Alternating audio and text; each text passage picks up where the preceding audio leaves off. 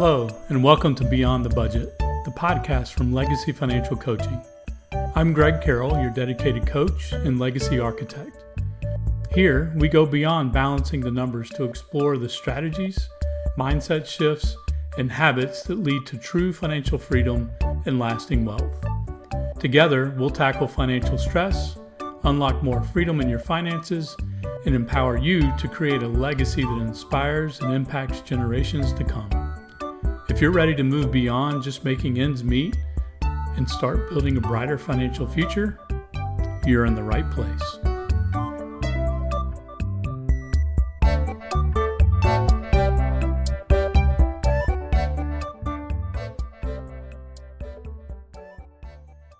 Welcome to Beyond the Budget in episode number 2. You guys have been great. Appreciate everybody listening to episode number 1, at least my family. No, seriously though, I do appreciate the fact that I've gotten a lot of texts and feedback from folks, and it's been so encouraging. Keep it all coming. Another way that you can help keep the encouragement coming is to spread this podcast far and wide. My podcast is now on all the major streaming platforms. You can do me a favor by making sure that you like, subscribe, and share. You can also follow me on my social media channels. The links are in the show notes. This week's been a pretty crazy week. You might say a week of curveballs. This past Monday, my mom went in for a routine heart cath where she was scheduled to have it in the morning and then be home in the afternoon. Well, things didn't go as planned and the procedure had to be redone, which caused her to be upgraded to ICU, where she's been since Tuesday. And while we didn't anticipate this happening, God was not surprised by any of it. The good news is that she is continuing to improve and prayerfully will get to go home this weekend. The events of this week got me thinking, how do you handle the curveballs of life? And specifically, are you prepared financially when those curveballs come? This week's events reminded me of how unpredictable life can be. When my mom's routine procedure turned into an unexpected stay in the ICU, it highlighted a truth that we all face. Life throws curveballs. While we can't always predict what's coming, we can prepare ourselves to handle it. That's why having a strong why for your personal finances is so important. A clear purpose gives you the drive to plan and save so that when life surprises come, you can respond with a peace of mind instead of financial stress. Whether it's taking care of loved ones, reaching a specific goal, or simply being ready for the unexpected, your why becomes the anchor that keeps you steady during life's storms. Let's face it, making sacrifices with your money can be tough. But having a powerful reason behind those sacrifices, that's what keeps you going. In this episode, we'll explain why your why is the key to staying motivated, how to discover yours, and how to keep it front and center as you work towards financial freedom. You know, your why is your personal reason for wanting financial freedom. It's the deeper purpose behind the budgeting, the debt payoff, the saving, the investing, and even your generosity.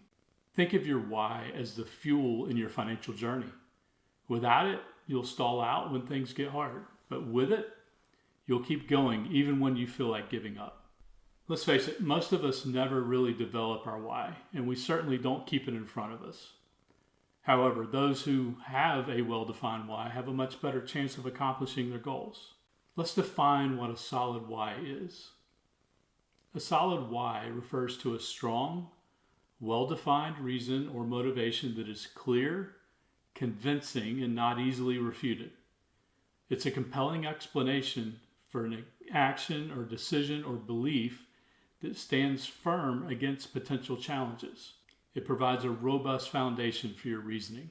We tend to have strong whys in other areas of our lives, like going to college, pursuing your spouse, parenting, even your why for which college or professional football team you support. But the crazy thing is, so many of us never develop a strong why for the God-given resources, our financial future. That's probably why we have such a debt problem in the U.S. today. Today we have $1.7 trillion in federal and private student loan debt as of the second quarter of 2024, and $1.17 trillion in credit card debt, and that's growing every day. The problem is many of us just inherit what we were taught growing up, or maybe even what we were taught in school. Or we fall prey to the billions spent in marketing every year to convince you that your life isn't complete without that new car, or without those new shoes or those new clothes, or that triple venti mocha cookie frappuccino with 2% 6 pumps X mocha caramel, blah, blah, blah, blah, blah. I mean, come on. We just wander into bad financial decisions thinking that they are okay because that's what everyone else has done. And if they have payments and are in debt, then that must be normal. When we start to view the income and the money that God has provided with the same intensity that we pursued our spouse with, or our career, or even our devotion to the church, then and only then can we start to think differently. And then we can define our why. Here are some examples of some common whys. Providing a better life for your children. Being able to retire early and travel. Breaking generational cycles of debt. Giving generously to the causes that you care about. These are examples of what most people will say when asked, what is your why? Or what is your purpose for money? However, let's go back to the original definition I mentioned earlier. It must be a strong, well-defined reason or motivation that is clear, convincing, and not easily refuted. Now, breaking the generational cycles of debt, to me, is a compelling why. Retiring early so you can travel, that to me is a little bit weak. All things come from God, and that means even our money. He provides money to us to be used responsibly to provide for our basic needs, to support the needs of others in the church, and ultimately to glorify Him by using it wisely and generously. Money is not the end, and this should help shape our why. Let's shift now and let's talk about how to discover your why. It requires three things. First, asking big, audacious questions. Second, visualizing your future. And third, digging a little bit deeper. First, asking the big question. Ask questions like, what's most important to you? Who or what motivates you to make better financial choices? What kind of legacy do you want to leave behind? Just close your eyes and imagine your life 10 years from now. Imagine it that if you achieve all your financial freedom, what does that look like? How does it feel? Who is with you? Who are you giving your money to? How generous are you? This vision often holds the key to your why. Next, you have to dig a little deeper. You may have heard the Six Sigma methodology. Six Sigma is a data-driven methodology that helps organizations improve their processes and reduce defects. One of the tools in the Six Sigma methodology is the 6 whys.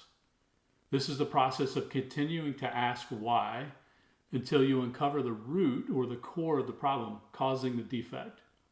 You can apply the same principle here until you uncover your core motivation. So an example here is, why do you want to get out of debt? If your answer is to reduce stress, why do you want to reduce stress? Your answer might be, so I can be more present for my family. Well, why is being more present with your family important? And so on. Once you've discovered your why, how do you keep it front and center so you can have a chance of achieving your financial goals? How do you keep your why front and center? Number one, write it down. Once you've identified your why, write it down in a place that you'll see daily. Put it up on your bathroom mirror. Put it on your phone's lock screen, or write it down in your planner.